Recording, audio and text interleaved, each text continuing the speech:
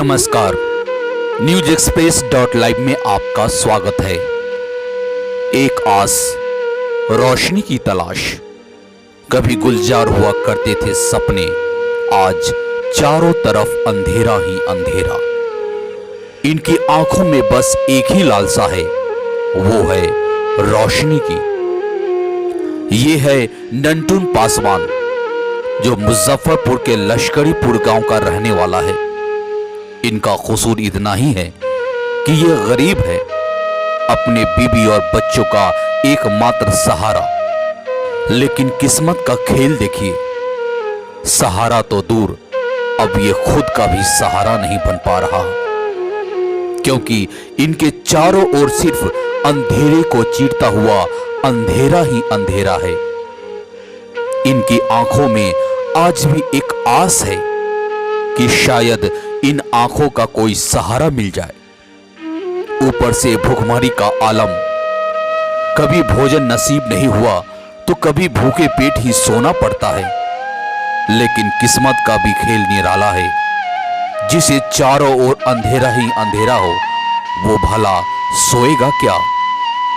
क्योंकि नींद के लिए सुकून चाहिए।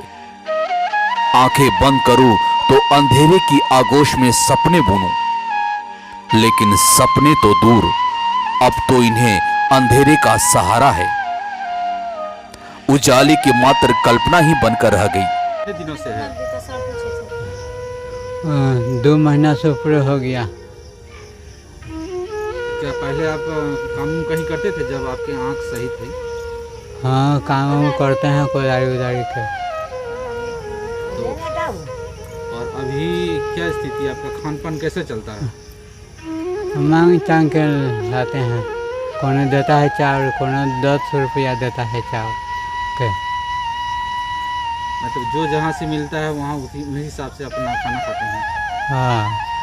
आपके यहाँ के जो मुखिया है या यहाँ के प्रतिनिधि आपको किसी तरह का हेल्प किए हैं, मदद किए हैं? नहीं। क्या आप उन तक ये बात पहुँचाए हैं अब कि हम इस तरह से भूखमरी के कगार पे हैं, हमको कोई मदद कीजिए इसको लेकर? नहीं, किसी का नहीं। जो जीवन यापन चलता है कैसे चलता है? जाए तो रही कोनो 10 रुपया, कोनो 4 रुपया, कोनो 5 रुपया, ऐसा ही देत रहलखिन।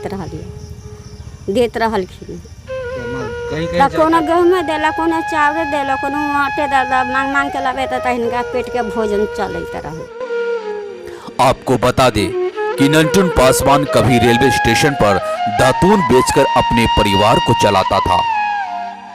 धीरे धीरे इनकी आंखें जाती रही, लेकिन जब से लॉकडाउन लगा, स्टेशन पर यात्रियों का आना बंद हो गया, तो दातून बेचे कहां? धीरे धीरे इनकी आंखों की रोशनी चली गई। इनकी मदद को किसी ने भी आगे हाथ नहीं बढ़ाया। इनकी आंखों का इलाज हो सकता था, लेकिन जिसे एक टाइम का भोजन भी नसीब नहीं हो, वो भला इलाज के लिए पैसे कहां से लाएगा? यहां के स्थानीय लोगों ने बताया कि ये गांव में घर घर जाकर पैसा मांगकर लाता है, तब कहीं चूल्हा जलता है। यहां तक कि सरकारी सहायता भी नहीं मिलती है। इन्हें पैसे से डीलर के यहां से अनाज खरीदना पड़ता है, लेकिन मदद के लिए कोई हाथ नहीं बढ़ाता। बताइए, इनका जीवन यापन कैसे चल रहा है? सर, जैसे जीवन इनका चलने का कष्ट हुआ है सर मार्च से ये दोनों आँख से अंधे हुए, गेहूँ का कटनी खुटनी हुआ, बिछिया लोढ़िया कुछ भी नहीं। पसफंड का नतीजा हुआ जो ये बचवा जो इनका है सो बाँ धारा का साथे परिवार समाज के अंदर घूम कर कहीं आटा कहीं चावल, कोनो 5 गो, कोनो 10 गो, कोनो 2 रुपया ऐसे दिया, वही से सर इनका प्रवास थोड़ा है। ऐसे 2 सांझ में एको सांझ खाकर, नून रोटी भी खाकर, दाल सब्जी हो ना हो, कैसों समय को कट रहा है। सरकार द्वारा सहायता इनका कौन चीज़ है, जो राशन, वो राशन देने में जो धनी मनी को मिल रहा है, उस रेशन को मिलता है आदमी पर 5 किलो, तो दूसरा कोई शासन नहीं। तो राशन भी तो तब रहेंगे ना जिनके पास पैसा होगा। जब इनके पास आय का कोई स्रोत ही नहीं है, ना पैसा कमाई है, तो इसके में तो यहाँ के प्रतिनिधि को इनकी देखभाल करनी चाहिए थी।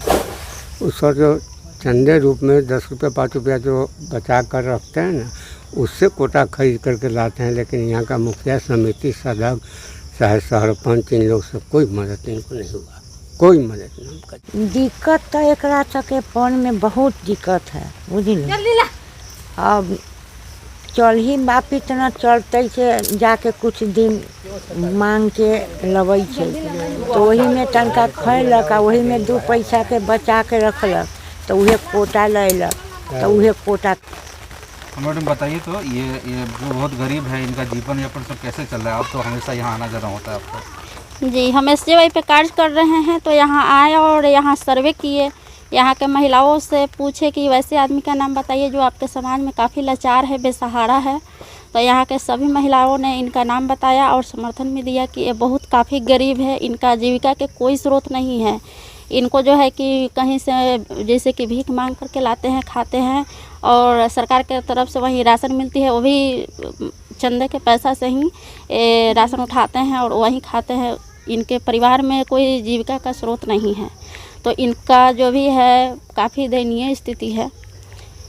और जो भी है इनका अंधे भी हैं, तो उनको इलाज के लिए पैसा नहीं है। यहाँ के कोई ऐसे जो भी है हेल्प नहीं मिलता है किसी के तरफ से।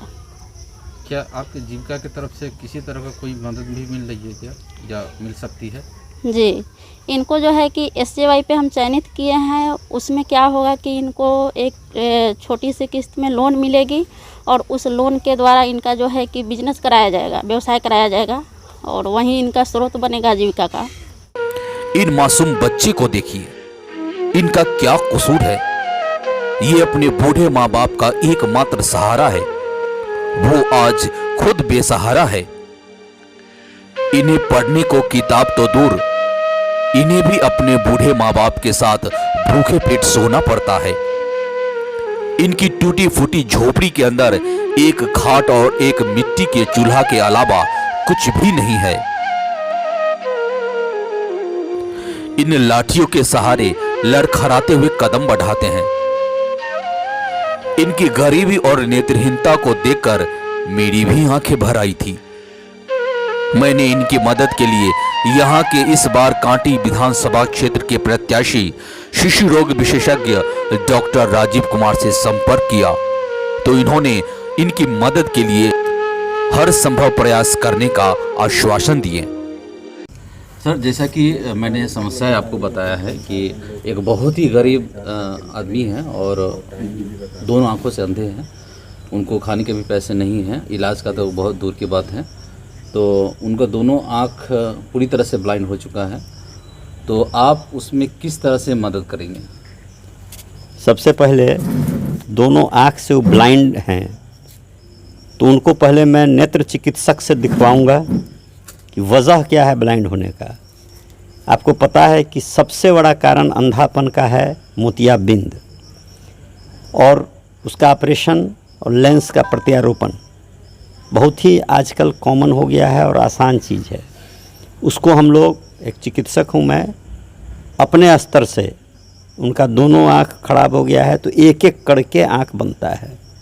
उनका लेंस अगर मोतियाबिंद का प्रॉब्लम होगा तो तुरंत, मैं कल की बात करता हूँ कि कल ही मैं उनका ऑपरेशन करा दूँगा। पहले उनसे मिलूँगा, उसके बाद उनका ऑपरेशन करा दूँगा। गरीबी की जो समस्या है वो सरकार ने उसके लिए बहुत सारी योजनाएं चलाई हैं। सारी योजनाओं को उन तक मिलना चाहिए। अगर नहीं मिल रहा है तो मैं अपने तरफ से प्रयास करूँगा, वहाँ के जो भी मुखिया हैं, वार्ड सदस्य हैं, उनसे मिलकर कि उनको उसमें सहयोग मिले। सरकारी सहयोग जो आता है मिलना चाहिए, वो हम मिले, इसका प्रयास करूँगा। और मेरे तरफ से यही मैं कर सकता हूँ अभी तत्काल कि मैं उनको चावल, आटा, दाल, आलू, तेल, यही सब चीज़ मैं अपनी तरफ से इतना दे दूं कि कम से कम महीना भर चले। इसकी मैं कोशिश करूंगा कि उनको मिल जाए। मैं पहले तो उनसे कल मिलना पसंद करूंगा, मिल के उनकी आर्थिक स्थिति को देखते हुए ये सहयोग करूंगा। और भी किसी चीज़ की उनको ज़रूरत होगी, जैसा वो कहेंगे वह मैं ज़रूर पूरा करूँगा, क्योंकि मेरा अपना व्यक्तिगत मानना है कि ऐसे लोगों को हमेशा सहयोग करना चाहिए जो वास्तव में किसी न किसी रूप से, आप इतना बड़ा विकलांगता की बात आपने की है कि आँख ही नहीं है दोनों, तो पहले तो उनका इलाज होना चाहिए, तब जाके भोजन की व्यवस्था होनी चाहिए, उसके बाद आगे हम लोग देखेंगे कि जो भी बन पड़ेगा वो करेंगे। धन्यवाद। डॉक्टर राजीव कुमार के इन प्रयास से लगता है कि उन आंखों की रोशनी मिल जाएगी जिसकी तलाश है। उम्मीद करता हूं कि आने वाले कल में नंटुन पासवान फिर से देख पाएंगे और अपने परिवार का बोझ उठाकर एक नई सुबह को देख पाएंगे। इस खबर में इतना ही। धन्यवाद।